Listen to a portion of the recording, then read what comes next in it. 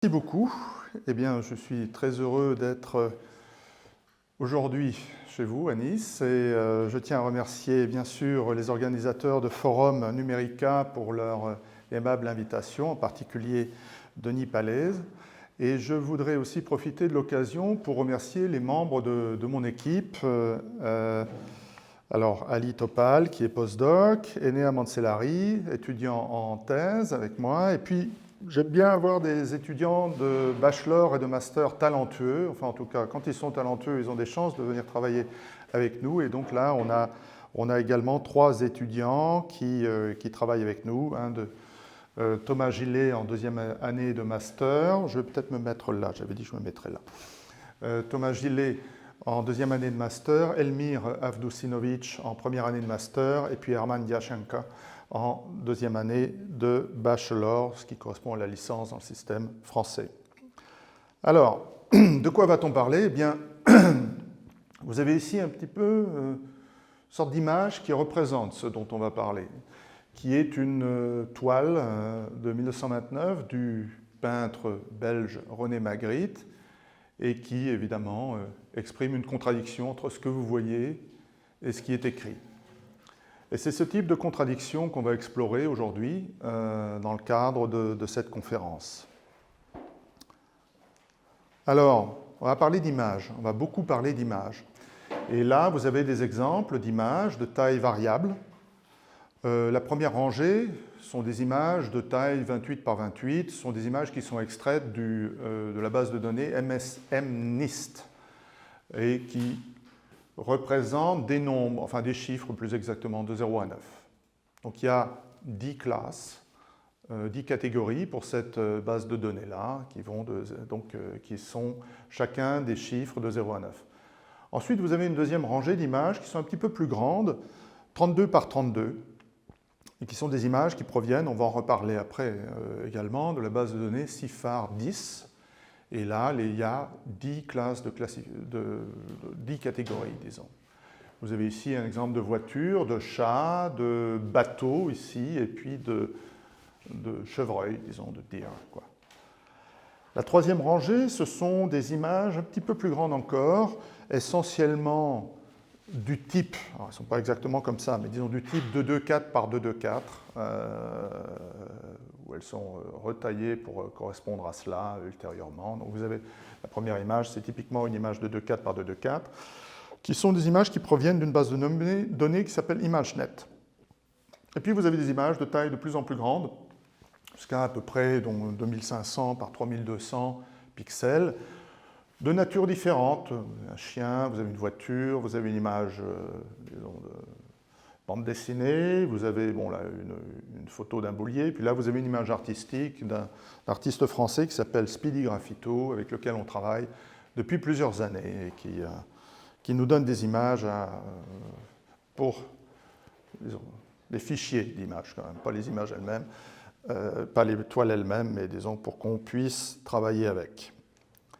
Alors, la nature des images est variable, le mode d'utilisation des images est variable également. Vous pouvez avoir des images privées, typiquement celles que vous prenez lorsque vous êtes en vacances ou lorsque vous êtes dans une belle conférence comme ici et que vous allez mettre sur des réseaux sociaux, sur LinkedIn, sur Facebook, sur ce que vous voulez.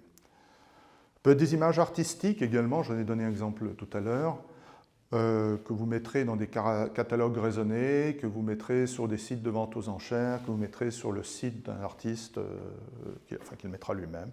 Peut être des images médicales qui serviront à un diagnostic et au traitement. Ça peut être des images pseudo-aléatoires que vous aurez dans des captchas pour essayer de vous loguer quelque part en disant on voudrait faire la différence entre vous et un robot.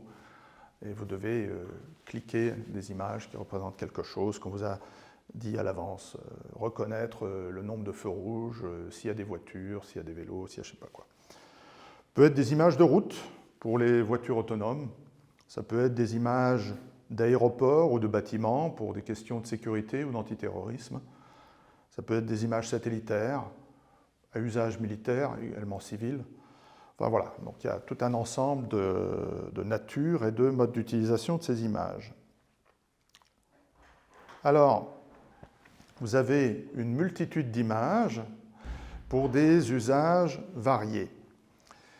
Et bien entendu, ce qui se passe, c'est que compte tenu de la variété, compte tenu de la profusion d'images, on parle de centaines de milliards d'images probablement à l'heure actuelle, compte tenu de leur utilisation dans de nombreuses applications, je vais donner quelques exemples d'applications tout à l'heure, et surtout de la nécessité de les traiter rapidement.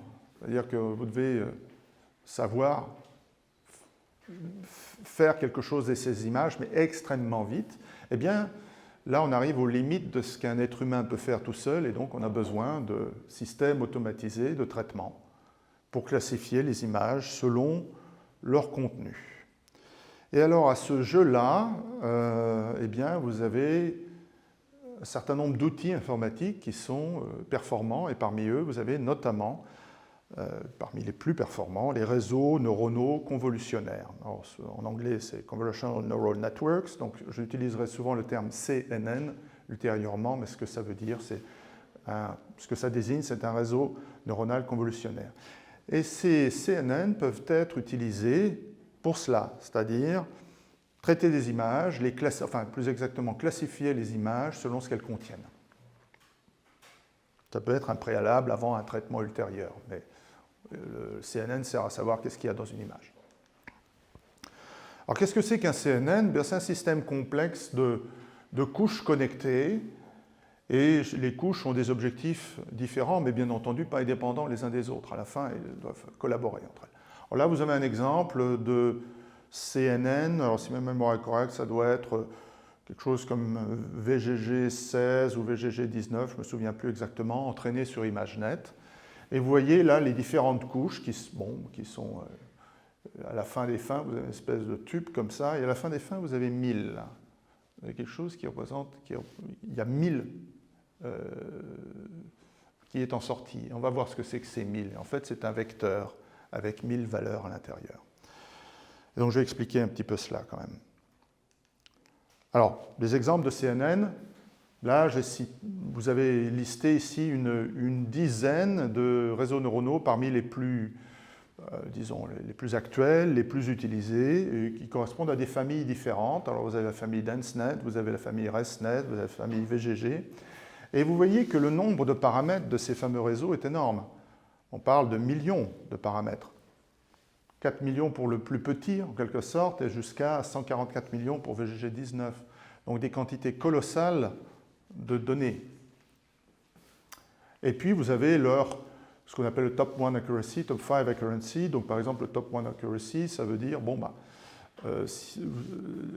il va réussir à 75, par exemple pour DenseNet 121, va vous dire à 75% des cas, l'image qu'il vous dit c'est une image de chat, par exemple, il ne va pas se tromper, quoi.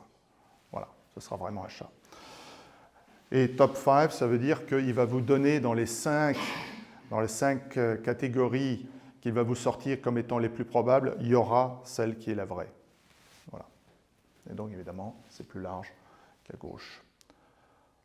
Là, on parle de réseaux neuronaux. Là, j'ai pris des exemples de réseaux neuronaux entraînés sur ImageNet. Vous pouvez avoir des structures de réseau neuronal qui sont entraînées sur différents exemples de bases de données. Là, j'ai cité ceux sur ImageNet.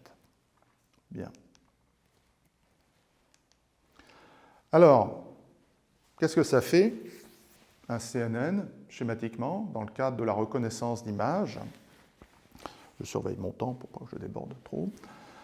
Eh bien, en entrée, vous aurez une image, et puis en sortie, vous aurez un vecteur. C'est ce dont j'ai parlé tout à l'heure avec les 1000 valeurs. On va revenir là-dessus tout à l'heure, dans un instant. Et c'est un vecteur de classification de l'image selon des catégories. Alors là, j'ai déjà cité ces exemples, MNIST, CIFAR-10, ImageNet. Bien, bon, un CNN, alors, qu'est-ce qui se passe aussi? Comment ça marche? Un CNN, c'est comme un étudiant. Vous allez l'envoyer à l'école ou à l'université. Vous allez entraîner. Vous allez dire, voilà, il faut que tu suives des cours, il faut que tu t'améliores. Puis à un moment donné, vous lui faire passer un examen. Et puis une fois qu'il a réussi son examen, vous le lancez dans la nature en lui souhaitant bonne chance. Et il va traiter des nouvelles images sur lesquelles il n'a pas été entraîné, mais il va savoir quoi dire. Donc il va pouvoir être confronté et il ne va pas être resté à sec, disons, devant des images qui seraient nouvelles pour lui, s'il a été correctement entraîné. Et de toute manière, il vous donnera quelque chose, il vous donnera une réponse. Alors, la réponse pourrait être correcte ou pas correcte, ça c'est une autre histoire, mais on va revenir là-dessus après. Mais en tout cas, c'est comme ça que ça marche, c'est vraiment le schéma typique de deep learning, en quelque sorte. Et là, il est entraîné, alors ça peut être entraîné sur différents exemples, sur différents ensembles d'entraînement. Donc là, par exemple, je vais prendre ici Sifardis, par exemple. Sifardis, c'est les images de chiens, de chats, d'avions, de je ne sais pas quoi. Vous avez 10 catégories. ImageNet, vous allez en avoir 1000 catégories.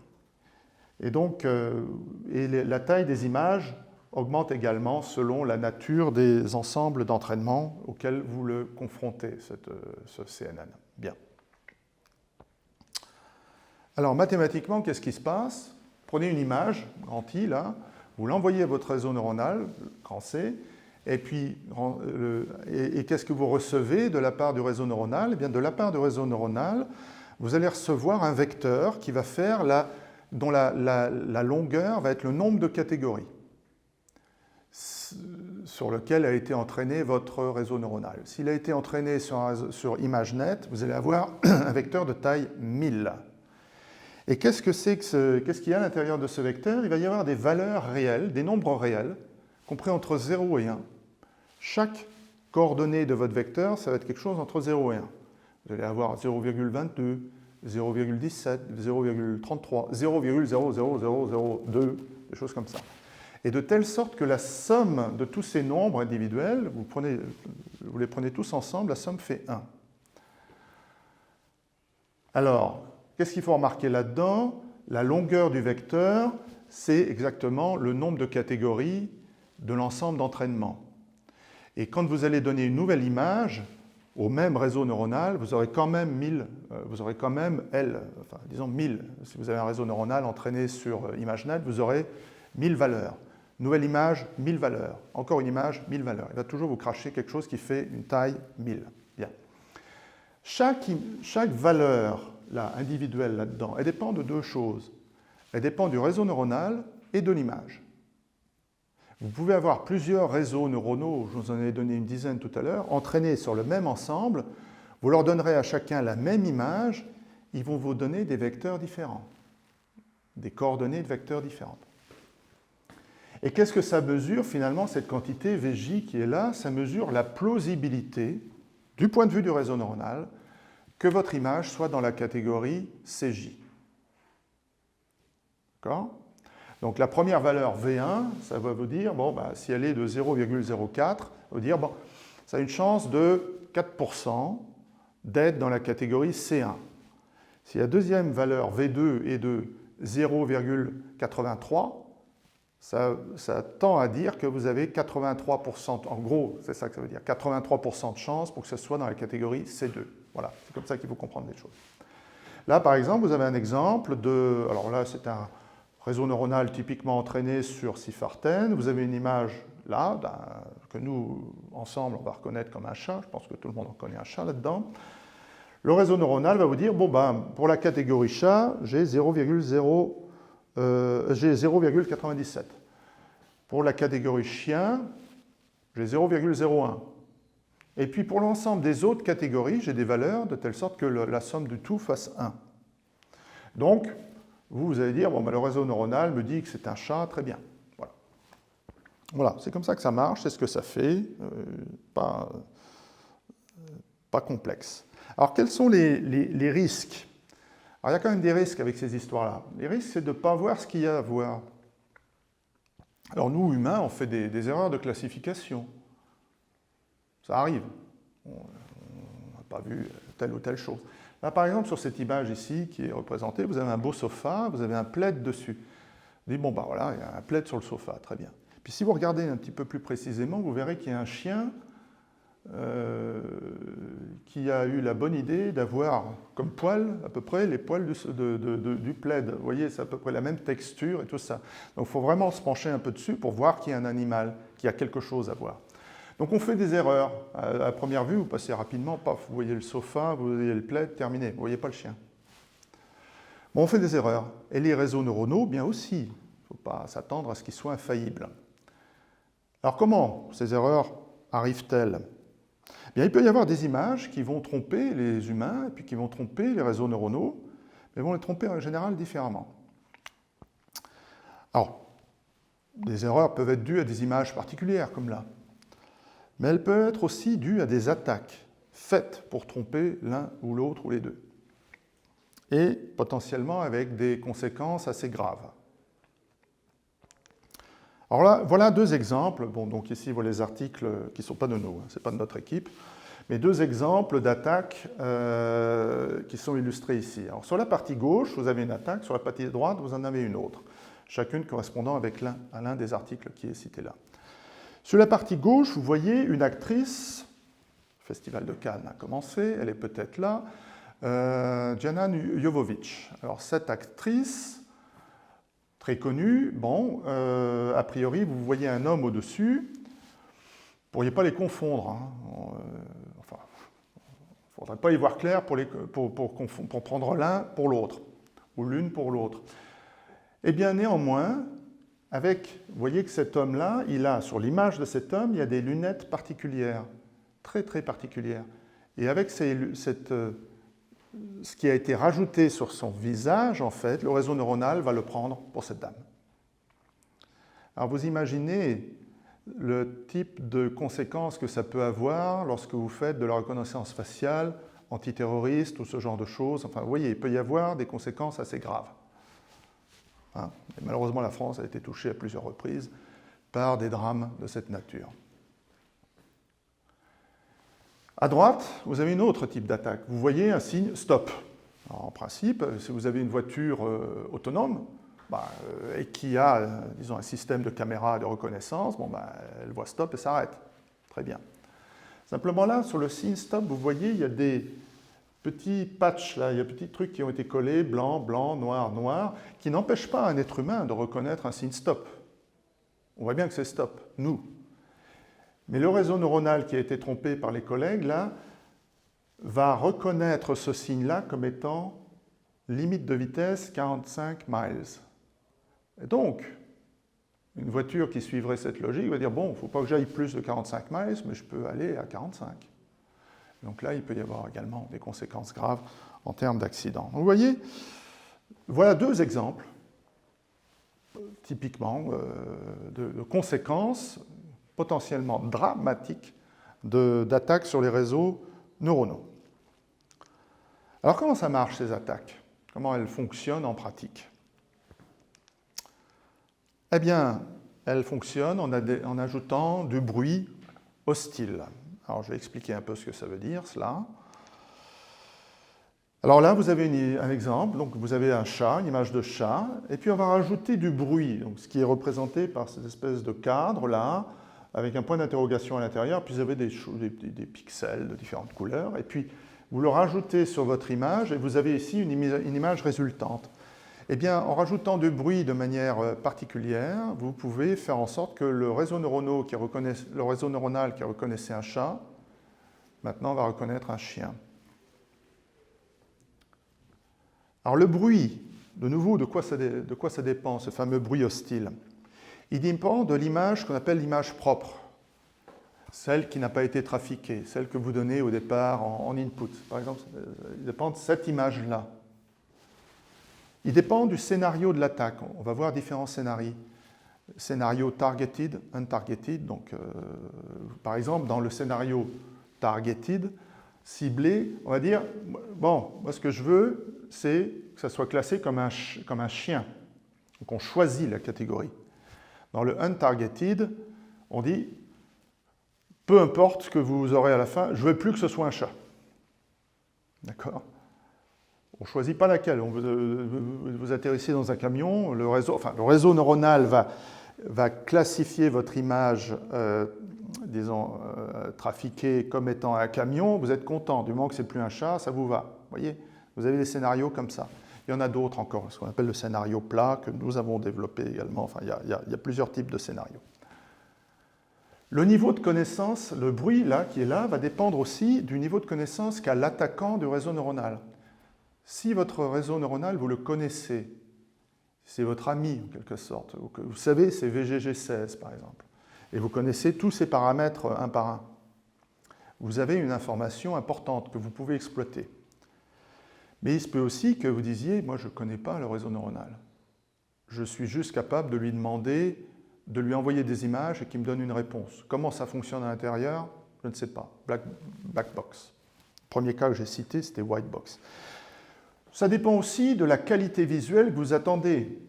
Par exemple ici, vous voyez, vous avez une qualité d'image, disons, adversariale, comme on dit, qui est très comparable à la qualité de l'image de départ. Vous pouvez même aussi demander, non seulement que ce soit comparable, mais que pour l'œil humain, on n'arrive plus à faire la différence. Ça peut être une requête. Et puis enfin, votre bruit va dépendre du réseau neuronal. Vous allez pouvoir tromper, en règle générale, vous allez tromper un réseau neuronal avec un bruit particulier. Il vous faudra un autre bruit pour tromper un autre réseau neuronal. La transférabilité du bruit est un des problèmes encore ouverts à l'heure actuelle. On va revenir sur ces problèmes-là techniques ultérieurement. Alors, vous pourriez dire aussi, bon, je prends du bruit aléatoire et puis ça marchera bien. Et ça ne marche pas si bien que ça, le bruit aléatoire. Si vous prenez du bruit aléatoire et que vous avez des exigences en termes de qualité d'image, alors évidemment, si à la fin c'est complètement brouillé, le réseau neuronal va vous dire, je ne sais pas ce que c'est. Là, il va vous donner des trucs à peu près équirépartis, voilà. Mais l'humain va dire, il s'est passé quelque chose sur l'image, voyez. Mais si vous avez des exigences en termes de qualité de l'image adversariale, là, c'est une autre histoire. Donc le bruit aléatoire, ça ne marche pas. Alors, il faut du bruit spécifique. Et comment on le construit? Ça, voilà. Alors les attaques dépendent d'une typologie, des scénarios, des scénarii, des défis. Bon, voilà. Alors la typologie, c'est la connaissance que vous avez du réseau neuronal. Est-ce que vous avez une white box attack, dans le cadre de laquelle vous connaîtriez tout du réseau neuronal que vous voulez attaquer, ou black box, vous dites, je ne connais pas le réseau neuronal, je sais juste qu'il existe et que je peux lui envoyer des images et il va me répondre, c'est tout. Je ne sais pas comment il marche à l'intérieur pour me répondre. Ça ne m'intéresse, enfin, je ne présuppose rien à ce sujet. Les scénarios, targeted, non-targeted. Bon, untargeted, vous sortez de la catégorie de l'image propre, et targeted, vous dites, non seulement vous en sortez, mais vous voulez aller dans une catégorie spécifique. Vous voulez que votre photo à vous ça devienne reconnue comme étant un camion, par exemple. Et la qualité visuelle. En particulier, est-ce que vous voulez que ce soit distinguable ou indistinguable? C'est-à-dire, est-ce que vous voulez que votre image résultante, et vous mettez l'image de départ, est-ce qu'un être humain est capable de dire « il s'est passé quelque chose » Ce qui est une demande forte. Hein. En règle générale, vous n'aurez que l'image adversariale. Mais imaginez que vous ayez ce degré d'exigence-là en plus. Alors là, vous avez 4 exemples d'attaques sur des images de qualité modeste, je dirais. Là tout ça, c'est du CIFAR, ça, c'est du CIFAR, ça doit être de l'image nette, ça je ne sais pas. Peut-être une image nette aussi, il faudrait vérifier. Alors là, vous avez par exemple une attaque avec un pixel. Vous changez un pixel, et vous passez du chat au chien. Alors évidemment, là, vous voyez. Si vous avez et puis même, si vous ne voyez pas ça, c'est quand même bizarre qu'il y ait un gros point blanc là. Vous voyez. Donc votre attention serait attirée. Là, vous avez une attaque par scratch, là. Donc vous faites une espèce de trait, c'était un hamster, ça devient mitten. Voilà. Là, plusieurs pixels, vous aviez un cheval, vous rajoutez des pixels de telle et telle et telle intensité ici, et bien le réseau neuronal va vous dire, ben non, c'est un camion maintenant. Vous avez rajouté quelques pixels. Mais de nouveau, vous voyez quelque chose. Là, vous avez un homme, vous lui mettez des écailles en quelque sorte. Vous voyez, c'est comme si vous donniez des écailles dessus, il devient un poisson. Et à chaque fois, on voit sur ce type d'image qu'il s'est passé quelque chose. La qualité visuelle, disons l'attaque est décelée, on voit quand même qu'il s'est passé quelque chose. Quoi. Si vous avez les deux images, et même si vous n'aviez que la deuxième série, votre attention serait quand même attirée. Bon. Alors, dans le cas réel, le plus dur, la constellation la plus, disons, la plus exigeante, c'est quand vous avez des attaques black box, vous ne connaissez pas le réseau neuronal, vous ne savez pas comment il marche à l'intérieur, targeted, c'est-à-dire que vous voulez que votre réseau neuronal vous classifie votre image adversariale dans une catégorie précise que vous avez définie à l'avance, et puis indistinguable. On vous donne les deux images, l'image de départ, l'image d'arrivée, et vous ne savez pas laquelle est laquelle. Et il y a des exemples de telles attaques. Simba, Zo, Hot Skip Jump Attack, Adversarial GAN. Et puis on a aussi, excusez-moi, j'ai fait une petite faute de frappe là, on a aussi notre attaque avec un algorithme évolutionnaire, donc mentionné par Denis tout à l'heure, qui donne d'assez bons résultats. Et on va parler de ça tout à l'heure. Ah oui, il faut peut-être que je fasse comme ça. Alors, où est-ce qu'on attaque d'habitude? Je voudrais quand même vous en parler de cela. Alors, d'habitude, un réseau neuronal, il prend en entrée des images d'une taille donnée. Enfin, disons plus exactement, lui, c'est comme une porte pour qu'on rentre dans son monde, ou au réseau neuronal, il y a la taille de la porte. Bon, souvent, c'est assez petit, 32 par 32, 224 par 224, typiquement. Hein, je parle de typiquement. Donc, par exemple, 32 par 32, c'est pour les réseaux neuronaux entraînés sur CIFAR10. 224 par 224, typiquement, c'est pour les réseaux neuronaux entraînés sur ImageNet. Et qu'est-ce qui se passe? Vous allez attaquer là. Donc, vous allez avoir une image de départ qui va avoir la taille qu'elle va avoir, très bien, et vous avez la taillée pour qu'elle rentre dans votre réseau neuronal. Donc vous la retaillez. Il y a des fonctions d'interpolation qui permettent ça, qui sont en général intégrées d'ailleurs au CNN. Bon, voilà. Et là, vous avez votre image et vous allez avoir le bruit adversarial que vous allez rajouter là-dedans. Et vous avez votre image adversariale, donc là, vous allez avoir un algorithme qui va vous construire cela. Et vous allez avoir votre image adversariale, vous le donnez au réseau neuronal, et vous allez avoir votre fameux vecteur en sortie. Très bien. Alors, ce qui se passe, c'est que vous voyez la situation, c'est que là, vous avez des images, ici, propres, en entrée, qui peuvent être très très grandes. Elles n'ont pas de raison, a priori, d'être de cette taille-là. Alors, les attaques, donc en résumé, les attaques, la plupart des attaques étaient, jusqu'à une date récente, là, à ce niveau-là, au niveau de la taille d'entrée dans le réseau neuronal, en quelque sorte. Et pourtant, vous avez des images qu'on vous donne au départ qui peuvent être beaucoup plus grandes. Voilà la situation. Elles peuvent être haute résolution. Alors, vous pourriez vous dire, bon, j'aimerais bien attaquer directement dans le domaine haute résolution. Alors, qu'est-ce que ça voudrait dire? Ça voudrait dire, vous prenez votre grande image, vous avez un algorithme qui va vous créer du bruit de la taille de la grande image, vous allez avoir une image résultante de l'addition de ces deux choses-là, et puis, hop, vous allez la retailler, vous le donnez au réseau neuronal, et puis vous allez avoir un résultat. Et là, il y a au moins 3 défis qui viennent lorsque vous avez cette approche-là. Alors, oui, avant que j'en parle, pourquoi on peut faire ça, par exemple, pourquoi on peut être intéressé à faire ça, par exemple, là, dans le cadre de la protection de la sphère privée, par exemple, on prend des photos, vous prenez des photos de vous-même, je ne sais pas moi, sur la promenade des Anglais, vous les mettez sur Facebook, et puis vous allez avoir des réseaux neuronaux qui vont vous tracer, vont vous suivre à la trace. Pour savoir, tiens, vous étiez là,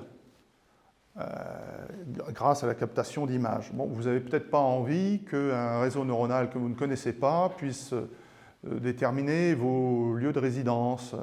Voilà, il peut y avoir ce type d'application. Alors, donc, stratégie, c'est celle-là, c'est très bien, mais vous avez 3 problèmes. Le problème, c'est la vitesse de création de ce fameux bruit. Tout à l'heure, on était dans des petites images. Là, vous êtes dans des grandes images. Vous allez devoir ramer plus longtemps, en quelque sorte, avant de créer un bruit qui ait un impact. Deuxième chose, l'adversité. Attention, l'adversité, elle est mesurée là. C'est-à-dire que si vous créez du bruit ici, il faut qu'il survive là. Il faut que l'adversité survive aux différents processus de réduction de la taille. Et puis vous avez la qualité visuelle. Si vous mettez du gros bruit qui survit ici, mais que l'image là, elle est complètement moche, ben, vous avez perturbé la qualité, vous n'avez pas gagné votre journée avec ça. Voilà. Voilà quelques-uns des défis. Lorsque vous attaquez, vous voulez créer des images hostiles de haute résolution. Alors, comment résoudre ça? Bon. Et puis, question, voilà, ça c'est les trois problèmes. Et puis, est-ce qu'il existe des méthodes génériques qui font tout ça, vitesse, adversité, qualité visuelle, génériques, qui marchent pour tout CNN? Alors, attention, ça n'est pas la transférabilité, c'est-à-dire que par CNN, voilà, hein, j'ai un CNN, quel que soit ce CNN, est-ce que je peux le casser en quelque sorte? Pour toute taille d'image, 5000 par 5000, par exemple, grosse taille. Pour toute attaque, c'est-à-dire que là, est-ce que ça peut être Simba, est-ce qu'on peut le rendre compatible avec ça? L'algorithme évolutionnaire, est-ce qu'on peut le rendre compatible avec une méthode générique? Voilà. Pour tout scénario. Scénario targeted, untargeted, tout ça. Est-ce qu'on peut faire ça? Eh bien oui. Et nous, on a développé 3 stratégies dans notre équipe. Et à ma connaissance, enfin voilà, on n'en connaît pas d'autres, hein, d'autres groupes qui aient développé ces stratégies-là génériques. On a une qui est le lifting de adversarial image. Qu'est-ce que c'est? C'est vous avez votre image que vous allez attaquer en bas, disons dans le domaine de basse résolution, et vous allez la faire grandir. Vous allez lui donner la taille de l'image de départ. Ça a donné lieu à une publication. Bon, très bien. Vous avez la stratégie Noise Blowing Up. Là, vous avez votre grande image, vous allez la réduire, vous allez attaquer en bas et vous allez faire remonter que le bruit, pas l'image. Et le bruit, vous allez le rajouter. Donc, vous voyez, donc vous faites remonter que le bruit. Donc c'est beaucoup plus léger. Bon. Et puis vous avez une troisième stratégie qui est Zone of Interest, qui est... Là, vous avez un espace très grand à explorer a priori. Alors, est-ce que vous pouvez chercher des zones plus prometteuses que d'autres, plutôt que de chercher partout? Vous voyez? Et donc là aussi, on a des propositions à ce sujet. Alors, où est-ce qu'on en est? Où est-ce qu'on en est de ces méthodes? La méthode 1, elle est théorique, elle est testée, la vitesse est OK, l'adversité est OK, la qualité, ça pourrait être mieux. Quand vous faites le lifting de l'image adversariale, lorsque vous la remontez, vous perdez en qualité. Enfin bon. La méthode 2, elle est théorique, elle est testée, la vitesse est OK, l'adversité est OK, la qualité est OK aussi. Vitesse 3, bon, c'était théorique, ça a été l'objet de cet article-là, on est très content qu'il l'ait publié, c'est en cours, on verra. Et nous en avons un petit peu parlé ce matin de cette attaque. Alors bon, quelle est la situation? Il y a beaucoup d'attaques. Il y a quelques stratégies génériques. Alors, les stratégies génériques, c'est-à-dire que ça marche pour n'importe quelle attaque. Hein. Attention, hein. Dans ce que je veux dire là, n'importe quelle attaque. Vous prenez l'algorithme évolutionnaire, vous prenez Advgan, vous prenez Simba, vous prenez n'importe quoi. La méthode là marche. Voilà. N'importe quel réseau. Voilà, bon. Et on a des images hostiles avec une qualité visuelle croissante, aussi bien dans le domaine basse résolution, qui est le domaine d'entrée du réseau neuronal, que dans le domaine haute résolution. Alors qu'est-ce qu'on fait? On essaye de protéger, alors pas forcément les réseaux neuronaux eux-mêmes, mais les applications qui les utilisent. Alors, et qu'est-ce qu'on va attendre d'un système de défense? On va un peu savoir où est-ce qu'on va. Eh bien, idéalement, on voudrait qu'ils disent, bon, ben voilà, attention, ça c'est une image hostile. Qu'ils puissent vous dire, là, il y a quelqu'un qui rentre, qui ne devrait pas essayer de rentrer, enfin, qui frappe à la porte, qu'on ne va pas laisser rentrer. D'accord? Et puis, potentiellement, l'exclusion avant tout traitement ultérieur, parce qu'il peut y avoir des traitements difficiles. Et puis, donc, l'alerte de l'utilisateur, en disant, on tente de casser le réseau neuronal, il y a une attaque en cours. Alors, il y a des détecteurs qui permettent de répondre, en tout cas, en partie à ces problèmes. Alors, les détecteurs peuvent être, de nouveau, il y a une typologie, disons, ils peuvent être supervisés, ils peuvent ne pas être supervisés, et puis vous avez des indicateurs de performance. Alors, supervisés, c'est-à-dire que le détecteur sait le type d'attaque. Voilà, on va t'attaquer de tel côté. Bon, d'accord, très bien. Et à ce moment-là, le réseau neuronal va être réentraîné avec des images qui ont été générées par ce type d'attaque. Alors ça, c'est possible en théorie, mais en pratique, c'est compliqué parce que le temps d'entraînement d'un réseau neuronal est très très long. Alors, bon, enfin, ça existe. Elles peuvent être pas supervisées, c'est-à-dire on ne connaît pas l'attaque, on ne sait pas trop disons, de quel côté on va nous attaquer, mais il va y avoir des processus qui vont être par exemple des traitements géométriques de l'image qu'on vous donne, et puis voir s'il y a des consistances entre ces traitements géométriques que vous allez opérer et l'image de départ, ou bien s'il y a des contradictions quelque part. Et puis vous avez les indicateurs qui sont le taux de détection, les false positives, enfin ce genre de choses traditionnelles lorsque vous avez des systèmes de défense. Bon, très bien. Alors des exemples de détecteurs, vous avez LEAD, vous avez ceux-là, puis un détecteur qu'on a construit, nous, qui s'appelle Shuffle Detect. Alors je vais vous en parler un peu, juste 2 minutes, parce que c'est en fait, pour ceux d'entre vous qui connaissez peut-être le test de primalité de Fermat, c'est inspiré par ce test de primalité de Fermat. Et le test de primalité, bon, enfin, l'idée provient de ce test mathématique. Un test de primalité, c'est vous avez un nombre d'entrées, on voudrait savoir en sortie, est-ce qu'il est premier, pas premier. Voilà. Et vous avez donc le test de primalité, vous dit vous avez un nombre d'entrées, vous prenez des nombres au hasard, vous vérifiez si une condition de PGCD est satisfaite ou pas. Si elle est satisfaite, vous calculez une quantité à partir de ce nombre au hasard et vous vérifiez si une équation marche ou pas. Si l'équation ne marche pas, c'est que votre nombre n'est pas premier. Si l'équation marche, vous recommencez avec d'autres nombres jusqu'à ce que vous ayez un degré de confiance dans la primalité de votre candidat, en quelque sorte. C'est un test probabiliste. Là, c'est un peu pareil.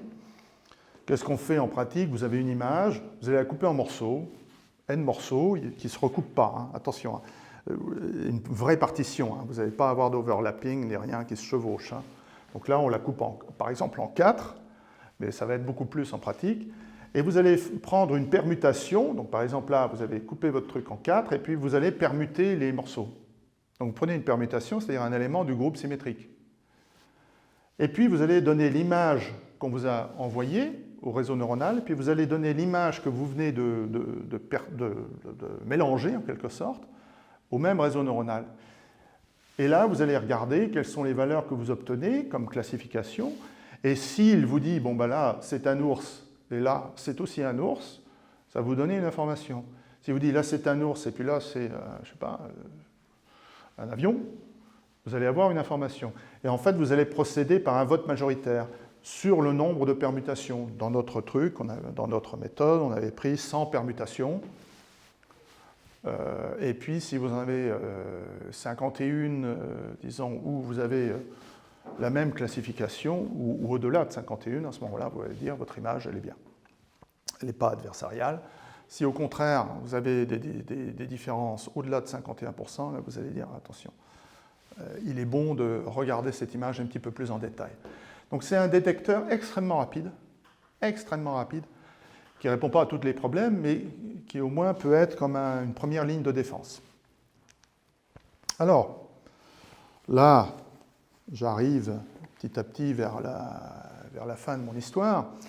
Donc, j'ai peut-être été un peu rapide, mais enfin bon, ça va. On a une course évidemment entre détecteurs et attaques, entre défense et attaque. Il y a des attaques extrêmement efficaces dans le domaine black box, enfin de type black box, donc très exigeantes, de type targeted, très exigeantes. On crée des images hostiles indistinguables dans le domaine basse définition. Il y a des détecteurs non supervisés qui existent, très bien, qui sont des outils légitimes pour susciter des suspicions. On se dit, attention, est-ce que cette image, elle n'est pas trafiquée par hasard, hein? Donc les détecteurs peuvent vous donner des informations à ce sujet-là. Mais il y a aussi des stratégies génériques très efficaces qui existent, celles dont on a parlé tout à l'heure, qui peuvent s'appliquer à tout type d'attaque, quelle que soit la nature de l'attaque, et qui peuvent créer des images hostile dans le domaine haute résolution. Donc là, on arrive à l'efficacité des attaques, eh bien, elle augmente quand même très, très grandement. Alors les défis, il y en a encore d'autres. Au moins 3, probablement plus. Un premier défi, c'est trouver une bonne métrique d'indistinction. Je ne sais pas trop, j'ai essayé de traduire mes slides. Qu'est-ce que ça veut dire? C'est comment mesurer la perception humaine de deux images identiques, ou presque, justement, c'est ça la difficulté. Ce n'est pas si simple. Vous avez des normes L2, vous avez des normes L infinies, vous avez des trucs comme ça, vous avez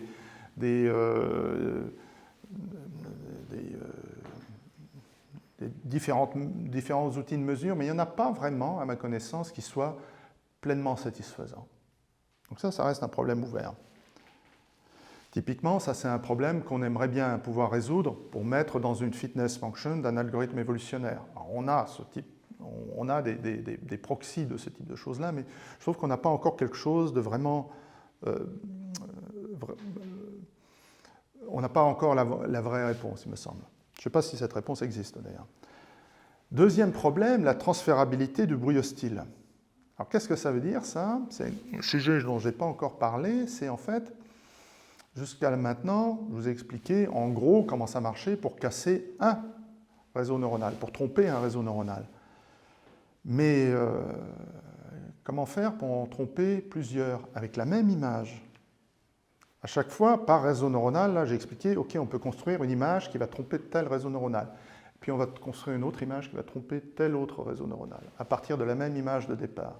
Mais est-ce qu'il est possible de construire, vous avez une image propre, construire une image adversariale qui va tromper 3, 4, 5 réseaux neuronaux, sans que vous ayez besoin de la rechanger. Donc vous allez avoir besoin d'une robustesse du bruit et d'une transférabilité du bruit. Le même bruit doit servir à tromper le réseau neuronal là et celui-là. Ça, c'est difficile.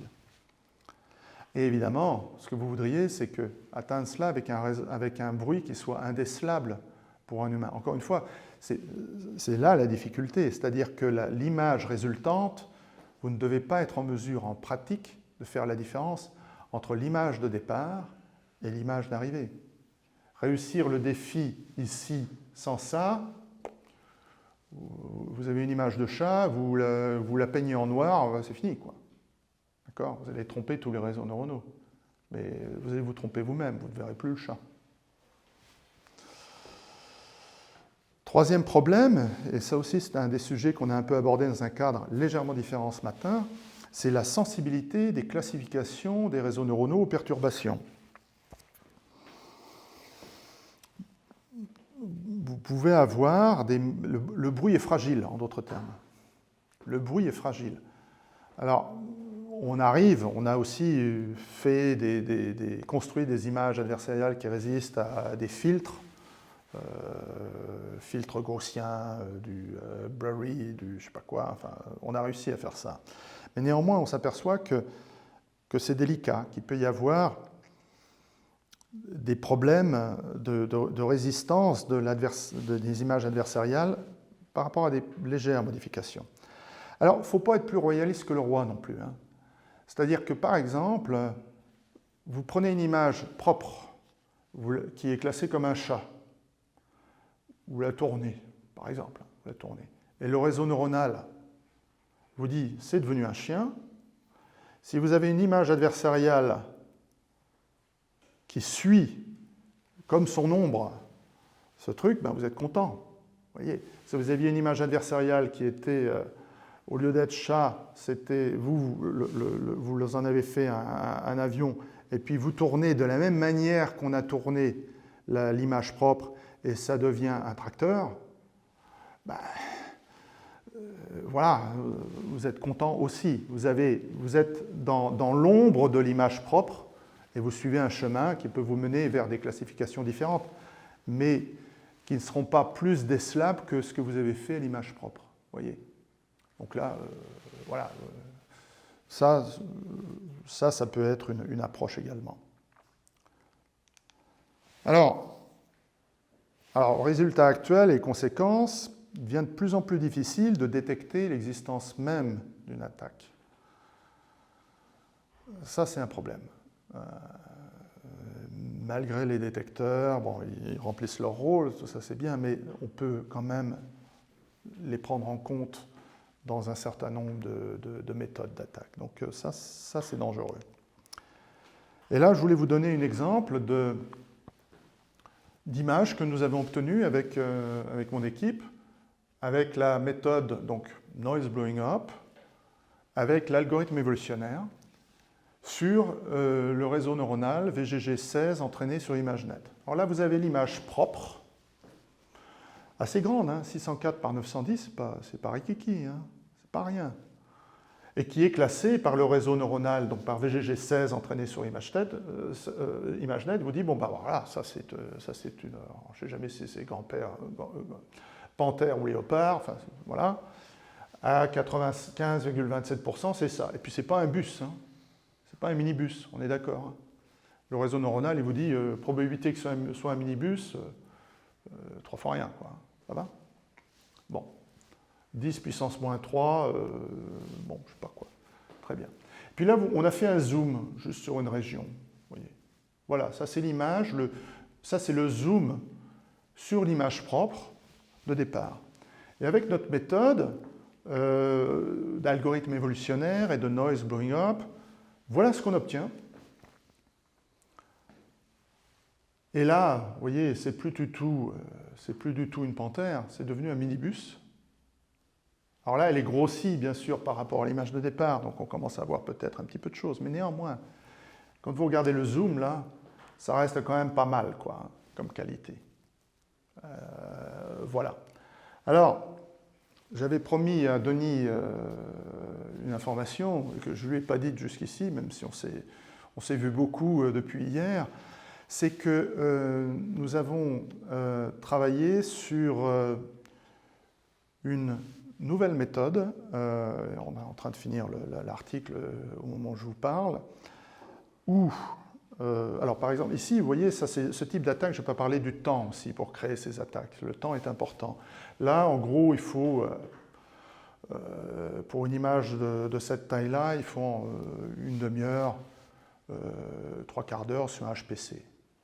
Sur un HPC de l'université, c'est ce qu'on va avoir, on va utiliser. On a une méthode qui rend des qualités visuelles meilleures que cela et en l'espace d'1 minute, 60 secondes. Quel que soit le réseau neuronal. Et pour des images de taille 3 fois ça, 2500 par 3000. 1 minute. On est même plus rapide avec pour des images haute résolution. Hein. On est plus rapide avec notre attaque pour des images haute résolution que la plupart des attaques. Alors attention, il faut qu'on soit précis. On attaque des images haute résolution. On attaque pour le scénario target. Et c'est black box, on ne connaît pas le réseau neuronal. On est plus rapide que la plupart des attaques white box sur des images de 2,4 par 2,4. On est dans l'ordre grandeur, vous voyez. Le même ordre de grandeur et dans la plupart des cas, on est plus rapide. Donc voilà où on en est de nos travaux sur ces questions-là. Bon, ce dont je vous parlais là, juste à l'instant, bon, ben, on va voir où envoyer cela, enfin c'est en cours, voilà. Donc vous voyez, on a des attaques de plus en plus efficaces. Hein. 1 minute, je ne sais pas si vous vous rendez compte. Hein. Sur un ordinateur comme ça, on y arrive en 4 minutes. Vous voyez, ça devient très dangereux, quoi, quand même, hein, compte tenu des résultats. Donc on trouve des faiblesses dans ces réseaux neuronaux. Bon, voilà, donc il faudra que la communauté s'en saisisse de ce genre de choses. Bien, voilà essentiellement ce dont je voulais vous parler aujourd'hui. Alors pour continuer ensemble, je me permets encore de faire un petit peu plus d'autopromotion. même si j'en ai fait un petit peu avant. Donc là, n'hésitez pas. Voilà des ouvrages que j'ai écrits pour les Math of Computations, enfin pour mes étudiants. Et plusieurs universités de par le monde utilisent ces livres-là, les livres qui sont au-dessus là. L'Université du Luxembourg, bien sûr, je m'en sers, mais des collègues aussi s'en servent. Et j'ai appris qu'au Vietnam, en Pologne, voilà, on commençait à s'en servir. Si vous êtes intéressé, parce que j'ai eu dans le passé des responsabilités à l'Université du Luxembourg, j'ai été vice-président, enfin responsabilité administrative, j'ai été doyen d'une faculté de droit, d'économie et de finance, pour des raisons trop longues à expliquer ici, et puis vice-président de l'université pendant 10 ans, et j'ai réfléchi disons, à la concurrence académique mondiale et à la géopolitique du savoir sur la base de cette expérience-là, mais disons de manière plus large, sur ce que disent notamment, selon moi, les classements internationaux des universités de la santé des civilisations dans lesquelles elles se trouvent. Et là, c'est une étude complète que vous trouverez sur les 4 classements mondiaux principaux, donc Times Higher Education, Shanghai, QS et le classement de Leiden, depuis le début de leur existence. Donc c'est depuis 2003 essentiellement. Bon, si ça vous intéresse, n'hésitez pas, faites commander par vos universités, elles seront très heureuses de les lire, surtout vos leaders. Et puis enfin, là, ça c'est autre chose et que je vais me faire un plaisir d'offrir online, là, ou live, je ne sais pas comment on dit, à mon ami Denis. Ça, c'est un roman qui est sorti cette année, où il y a également de l'intelligence artificielle. Donc, n'hésitez pas aussi à lire et évidemment à apprécier, j'espère, certains des passages de ce roman. Donc, mon cher Denis, permets-moi de t'offrir ça face caméra, cher ami. Il faut que tu viennes, parce que sinon, ça ne va pas aller. Hein. Voilà. Merci bien, voilà. Franck. Merci voilà. beaucoup pour ta présentation. Merci. Merci à toi. Voilà. Vous avez des questions?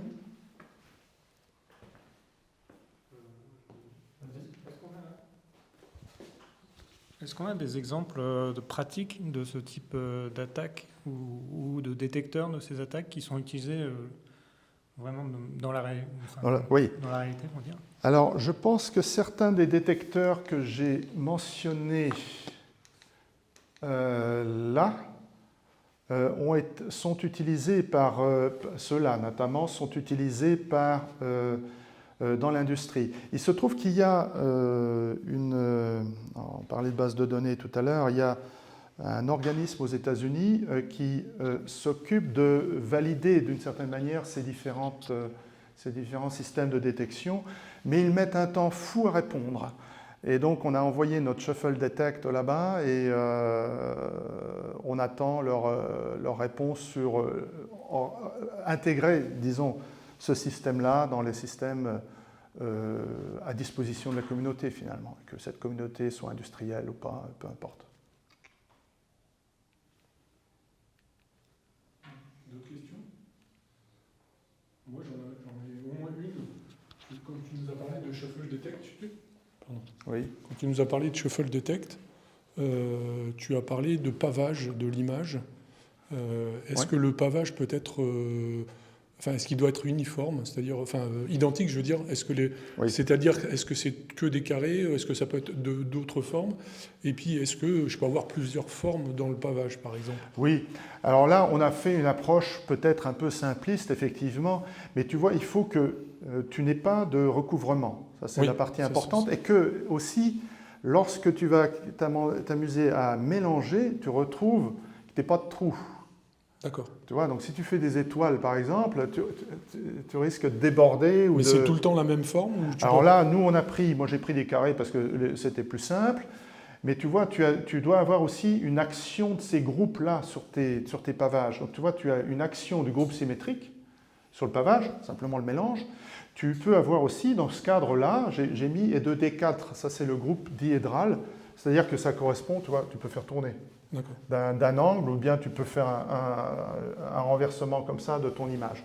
Ça, ce sont les deux groupes qui opèrent naturellement sur ce type de pavage.